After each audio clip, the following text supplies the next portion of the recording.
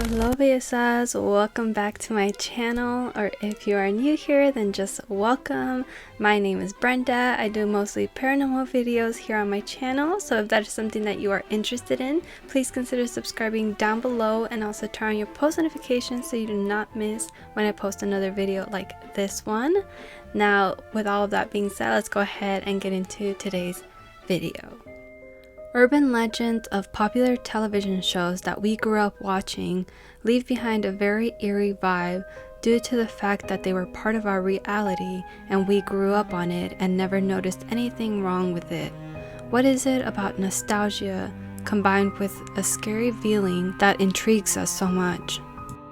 So today we will be getting into the very popular Mexican sitcom by the name of El Chavo del Ocho. So most of you guys have already heard of this show and even grew up watching it, and most of my Hispanic community here on my channel.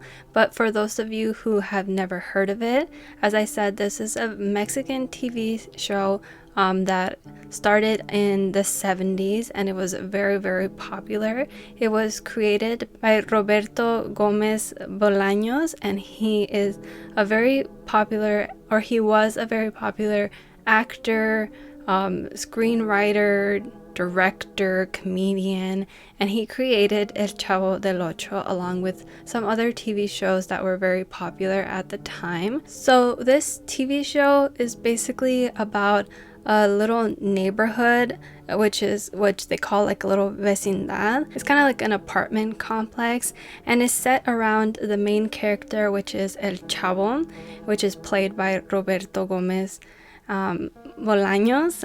I was like, do I say his whole name every time? But it was played by him, and he's supposed to be an 8-year-old, and he is being played by an adult, obviously. And there's 2 more children that are part of this little community, which is La Chilindrina and Kiko, and they have a bunch of other adults that live with them, obviously their parents, and then just other neighbors in this neighborhood. And it's supposed to be a very wholesome show. It's full of comedy. It's just overall a very nice show. All families can watch together, so it's targeted towards adults and children, and that is basically the gist of this sitcom. It's just based around this, and it has a very charismatic and appealing plot to it, which is why it became so popular. So that is basically what the show is if you have never heard about it. And as I said, this show was based in the 70s in Mexico, and a lot of people grew up watching it, from the people of that time, which are our parents, and then their parents as well. So this show carries a lot of nostalgia, a lot of good memories, a lot of good episodes, and a lot of us who grew up watching it remember a lot of these episodes being very cheerful, very funny, and just full of a lot of wholesome moments. So you never really think about anything eerie happening behind it, anything creepy of that sort at all. That never crosses your mind when it comes to shows from your childhood. And just like in my video of Mujer Casos de la Vida Real, it just becomes very intriguing to find out that there are, very mysterious things behind something that you grew up with. It's part of your reality. It was part of your everyday growing up, and you never thought twice about what you were watching and whether, anything scary could have happened. That is why I decided to discuss today a few things about El Chavo del Ocho that happened basically mostly behind the scenes. So, and then during these episodes as well. And something that, many of us probably would have never even noticed if it wasn't brought to our attention. So today I will be showing you guys a few clips of the show and different episodes that aired and that people noticed, some strange occurrences. And I will start off first by talking about the fact that a lot of the actors have said in previous interviews, not in video that I have seen, but if I do find any videos of them specifically talking about this, actually to the interviewer, I will post them throughout this video. But basically what a lot of the actors have mentioned before is that when they were on the set of El Chavo del Ocho filming episodes, they always felt like there was a very eerie vibe in the air, just a very strange feeling that they got when they would be filming, either of feeling like there was a presence around, or there was an entity of some sort, or like they were being watched from afar.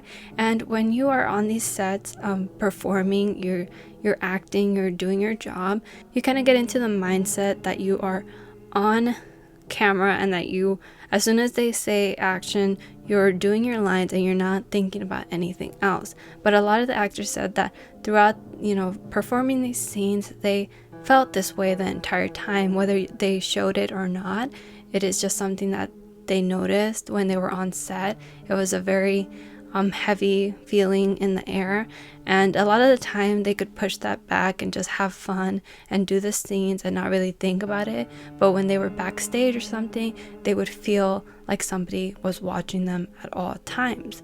And it's very interesting to me because, of course, when they're being filmed, they have a whole crew behind the scenes watching them do the scenes, like the director, the cameraman, well, just a bunch of other crew members watching them. So it is very interesting for them to say that it felt like somebody other than the crew members were watching them. In these clips that I will be showing you guys will see that in a few instances you will see somebody creeping in the background, somebody opening the window slightly, and you can just see like a figure watching while they're filming an actual episode. And this is an episode that was aired and nobody even noticed that somebody was peering in the windows, peeping off in the corner. And I will show you guys those videos now so you guys can see for yourself.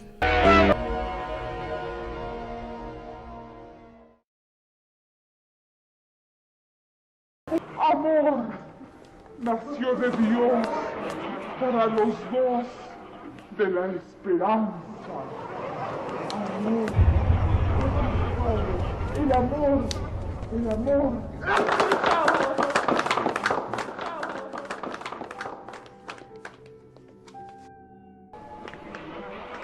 Madre querida, mi...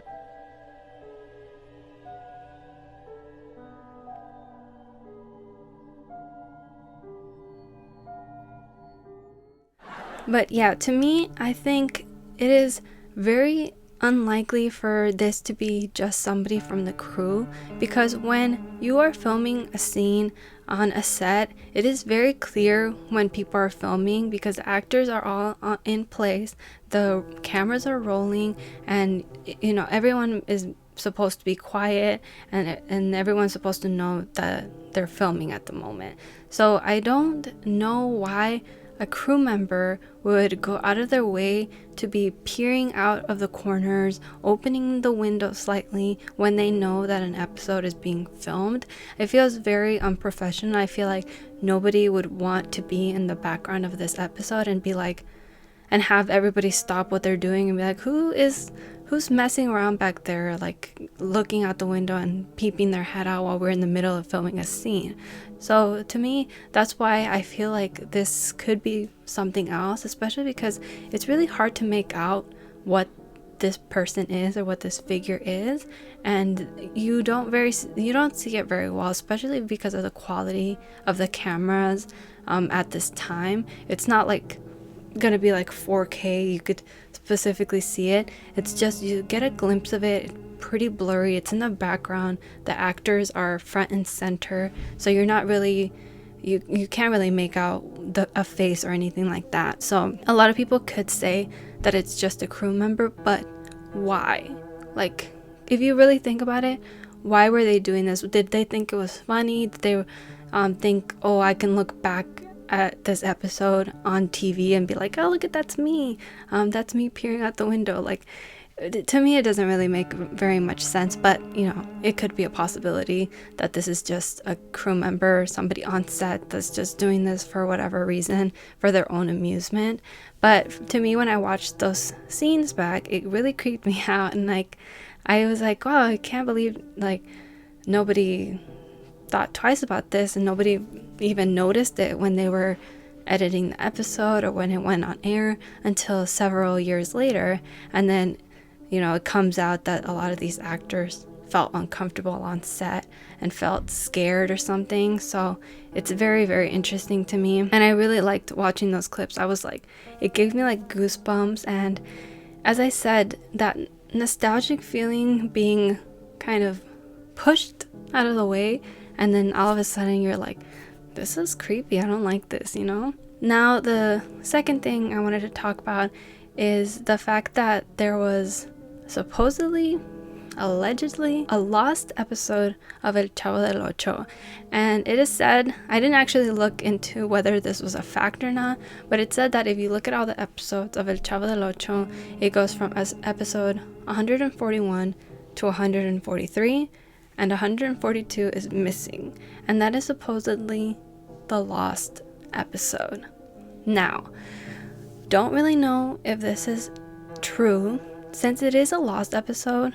Just like in Mujer Casos de la Vida Real, if it was pulled off of the show because they were like, that's too much, that's a little bit too much for me, they're obviously not gonna have a file out anywhere, like on the internet. You're not gonna be able to watch it because they pulled it and they're like, we're gonna put this away. So there's no way of us knowing whether this was an actual episode or not, if this was an actual fact, if there's any actual proof that this was out there. It's just basically rumors and speculation. But there is a clip that somebody put together with clips of El Chavo del Ocho about what this episode would have looked like if they actually were to have aired it and showed it. But there's like transcript apparently about what the episode consisted of and why they ended up scrapping it and pulling it off. So it is said that Roberto himself put this on the table, and this is what he wanted to do out of an episode. And it doesn't really make sense why, because he was all about like the comedy and the wholesomeness and once in a while like emotion. So maybe it was like an emotional thing, and he was like, let's be done with El Chavo for good in this way. But as I said, they didn't end up putting it because they probably watched it back and they were like, that's morbid and we don't want families to watch this. So basically the episode is supposed to be of like a very eerie first scene where it's just the vecindad, which is like a neighborhood. It's just like a shot of the doors and they're panning into one of the doors and then moving on to the other, and then it's supposed to be of El Chavo exiting the vecindad, and then Kiko, which is one of the characters, coming out and looking for a Chavo, I guess, and then they end up hearing like a scream and then a car crashing or something, and all of the people in the vecindad come out and they go out and out of the vecindad to the street where they see El Chavo face down on the concrete, and he has passed away basically because he got run over, and everyone is crying, and then the scene cuts to black and the credits with the song of El Chavo start playing. Yeah, if you think about it, if they were to have ever aired this, the families would be mortified, kids would be like in shock completely because they're like, this is how you're gonna end El Chavo? He's dead? Are you kidding me? And that would be absolutely terrifying. I don't think they were going to ever release that if that was an actual episode that they had filmed. If I were on the set, I'd be like, you guys know families watch this, right? Why would we kill off El Chavo? And it doesn't make any sense. If we were to end the series completely, we're just gonna do a last episode and that's it. I guess 143 was the last episode to air for Chavo del Ocho, and the first episode aired in 1971. So it had a lengthy amount of episodes, lengthy amount of time on air, and that's basically the gist of this lost episode. So whether it's actually real or not, we don't know, as I said, but that kind of concludes what I wanted to talk about for that. And the only other thing to mention is that the character of Kiko, he was supposedly in a cult, and this is only because of a medallion that he started wearing, like a little necklace, that people thought was really strange, and they automatically assumed that he was in a cult, that he was in some kind of Satanism. I don't know, but they basically were saying that he could have possibly been associated with something dark, because this medallion had like a skull in it, and it had like symbols around it, and you see him wearing it in like some interviews and some pictures, but you can't really get a good look at it. Some people say that there's Chinese characters around it, and he just out of nowhere just started wearing it all the time, so people immediately speculated that this was what's going on, that he was in a cult. But there's no actual proof about this, and it's just all speculation from people just seeing this medallion and automatically being like, that's kind of weird for you to be wearing that, because it's got a skull on it and it's got symbols that I don't know what they are, so automatically that just makes it weird. But yeah guys, that is basically all that I have for this urban legends that have to do with the show El Chavo, and I hope that you guys liked this video and this sort of setup. As I said, none of this is actual concrete facts, but I still thought it was super intriguing, especially because it's a show that I grew up on. I was like, wow, who would have thought that this would happen on such a cheerful, funny show? It's such a set full of like good stuff going on, you know? But yeah guys, that is going to be it. And before I do end the video, today's comment shout out goes to this person right here. Thank you so much for leaving a nice comment. As always, I really do appreciate it. And if you want to be the next comment shout out, all you have to do is leave me a nice comment down below, and that's it. Now with all of that being said, you guys, thank you so much for making it all the way to the end of the video. I really do appreciate it, and hopefully I will see you in my next one. Don't forget to stay safe and be kind. Bye bye.